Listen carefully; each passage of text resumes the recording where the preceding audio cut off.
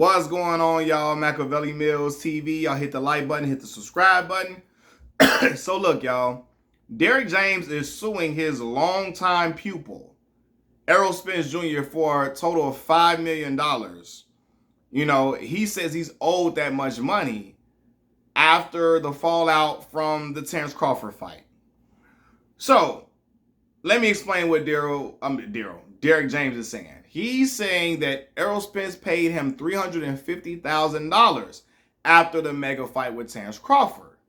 Derrick James is saying, hold on, no, I'm owed more than that because you got more than just the $3 million up front. You got more than just that. So let me explain this to people who don't watch boxing or who's not, if you're not privy to how boxers are paid. They have a guaranteed purse, guaranteed set purse, okay? And then after that, they get money on the back end from like ticket sales and, you know, pay-per-view viewership, etc. They get money after that as well, which is a little hefty on the back end, right? Errol Spence gave Derrick James, he paid him 10 because trainers are owed 10%. Errol Spence gave Derrick James 10% of the $3 million that he got the upfront, the guaranteed money. He paid him 10% of the guaranteed money. Derrick James saying, no, I'm owed 10% of all the revenue that you made from this fight. Because on the back end, with the back end and the guaranteed, Errol got about $25 million in total from that mega fight. So Derrick James saying, I'm owed 10% of the $25 million that you got, not the $3 million that you got up front. And he's alleging that Errol Spence agreed to this. He's like, yo, Errol agreed to this orally, and he got, I haven't looked at the text, but I'm hearing this. There are text messages of Errol agreeing to pay him, 10% of all the revenue, right? Here's what I think happened. I believe that Errol Spence, I don't know if he did up front or at some point agreed to pay Derrick James from the total revenue. Okay, at some point I believe he did.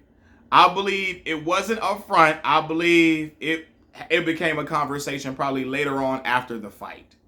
Okay, and Errol Spence agreed to do that. And then I believe at some point after talking to somebody, because Derrick James' lawsuit cites a person named Al told Errol that $350,000 was more than generous. Okay, I believe Al Heyman, who's an advisor for Errol Spence, I believe Al told Errol, no, you don't got to pay him no $2 million or nothing like that. No, you don't got to pay him that. You pay him the guaranteed money. You pay him the 10% of the guaranteed money that you got. And to be fair, I've never heard, and again, I'm not a fighter. So I'm not around fighters, so I don't know. I never knew that trainers got 10% of all the revenue. I thought they got 10% of the guaranteed money. I didn't think they ever got pieces of the pay-per-view viewership and all that. I never thought they got none of the pay-per-view money.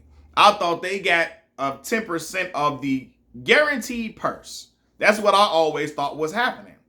But unless people work out something different. But I never really heard of, I've never personally heard of trainers getting pay-per-view money. However, if Errol agreed to that, then Errol should honor that if he agreed to that. You know what I mean? Errol Spence, on the other hand, is countersuing Derrick James, saying, hey, this was never a problem. You never asked for pay-per-view money or none of that until this fight came here. You never asked me for the total 10% of anything I was getting, until this mega fight with Terrence Crawford came around. Now you're seeking 10% now when that was never a thing before, right? Then I think Errol is going to say, well, although, I don't know how the lawyers are going to do this.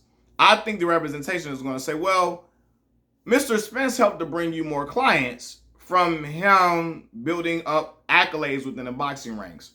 Mr. Spence was a unified champion. He had 3 belts. His stock was rising. He was on the pound-for-pound list, which attracted other top-tier talent to Derrick James' stable. For Derrick to get more than just the $350,000 that he gets from Errol Spence, he's getting money from Jermell Charlo, Frank Martin, who is a fighter who is signed under Errol Spence's promotional company, Man Down Promotions. He getting paid from. I think they're going to say, well, you're not just getting Errol's money. Errol helped to bring you Frank Martin, a fighter signed to him. He helped to bring you Jermell Charlo, because Errol went to go ask, Jermell went to go ask Errol if it was okay if he sought out Derrick James, right? Then he went to go to Ryan Garcia. I believe Ryan asked Errol if it was okay if he went to go seek out Derrick. Now, some of y'all gonna say, well, why he gotta ask him? Because sometimes a fighter might take it like, yo, I need Derrick to focus on just me, not on the other guys and all these other guys in the stable. So some fighters will say, no, I don't want my trainer working with all these guys because I want him to focus on my training camps and helping me, right? Errol said, okay, but he told Ryan Garcia, cool, it's fine. Not only did Derrick have 3 fighters that came under Errol Spence's, Errol Spence giving him the okay. Also, Anthony Joshua came on at some point before a few fights with Derrick James, right? And he got some money from that. So I think they're going to sue that. They're going to countersue and say, well, or they're going to put a counterclaim forth and say, yo, Mr. Spence helped to bring him top tier clients and helping him bring a lot of revenue. Also, this was never a problem until after the fact. And then I think they're going to say that, because I think the countersuit is claiming that this would never became a conversation until after the fight. After the fight, not before the fight, but after the fight is when this became a problem, months after the fight took place. You know what I mean? And I think that's what they're going to say, is that this came about after the fight. However, if Errol said he agreed to that, they're probably going to make Errol stick to that because you agreed to that, right? And this is why contracts are important. Now, some states honor oral agreements and text messages, etc., but contracts need to be set forth before the fight happens so that stuff like this does not occur. We need to know straight up front, okay, what you want, what do you want to get, and then we can move forward that way. Because Errol Spence is looking at it like, I've been paying Derrick 10% of my guaranteed purses forever. Now things change when I get this mega fight. And I can see Errol saying, man, I don't, why is it different now? You want a bigger piece of the pie. I also get Derrick James saying, hey, Errol, I've been with you through all your career. I trained you up to be a unified champion with 3 belts. Don't you think I deserve a little bit more compensation in the biggest fight of your career? Right? So I get that. Now you're going to have some people that are going to say this, though. I'm playing devil's advocate all over the place. You're going to have some people that say, well, Errol Spence didn't have a really good, solid game plan to defeat Terrence Crawford. So, in the biggest fight of his career, is Derrick James owed more than what he usually gets? Because it seemed like Errol Spence did not have the game plan, didn't have a different game plan. I'm not of that ilk, though. I'm not. I don't care what game plan you have. Sometimes fighters stray away from game plans that are given to them by the trainers. So I'm not of that ilk. I do understand Errol saying what changes now, but I'm with Derrick. Like, yo, I also understand Derrick saying, I've been with you for a long time. Why can't I get a bigger piece of the pie this time around? So it can go both ways, man. And it's messed up because Errol and Derrick seem to be very close. Like a brother, big brother, little brother relationship, or an uncle, nephew relationship. They seem to be very, very close. Seem to be, right? But, boxing is a business and money separates people. Look at Abel Sanchez and Gennady Golovkin. How they separated due to money. You know what I mean? So, yeah, man. These things can happen. That's why you need contracts, though. And need these contracts set in stone so that these problems won't arise. Because now Errol Spence is wanting to continue his career. And now him and Derrick have splits. He has to find a new home. A home base to train out of, a new, somebody else to be in his corner now. And, you just hate to see this type of stuff. Derrick James and took down all Errol Spence posters out of his gym. Any reference to Errol Spence is not in that gym.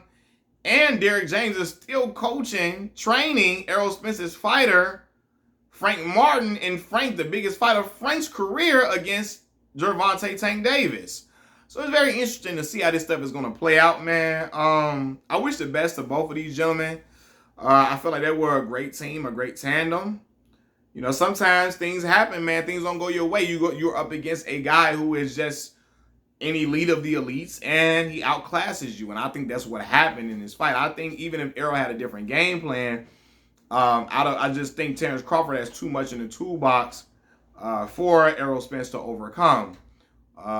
Despite Errol's great engine, his high work rate, his dedication to body work, etc., he's not quick enough. Reflexes is not quick enough to respond to the arsenal or the quick assault that Terrence Crawford has, because in that fight, for every one punch Errol landed, he got hit with 3. And that's what I saw. You know what I mean? But yeah, man, I understand both things. Like I said, I've never heard of trainers getting paid pay-per-view money ever. I never heard of that. I haven't personally heard of that. I'm sure it probably has happened, but I haven't heard of that. I didn't even think they got percentage of the pay-per-view revenue, right? But then I also understand Derrick saying, man, I've been with you this whole career. We've been building up our lives for this elite. We've been training up your whole life for a unification, undisputed matchup and a big mega fight. And so I was hoping I would get compensated a little more. You know what I mean? But also then I understand Errol saying, man, like you waited a while after the fight to even bring this issue up. What changed? I also understand Errol saying, man, this is never. We always had this set agreement. I paid you 10% of the money up front. So it's just a tricky, slippery slope. I hope these brothers work it out and can at least be cordial with each other in the aftermath. Peace.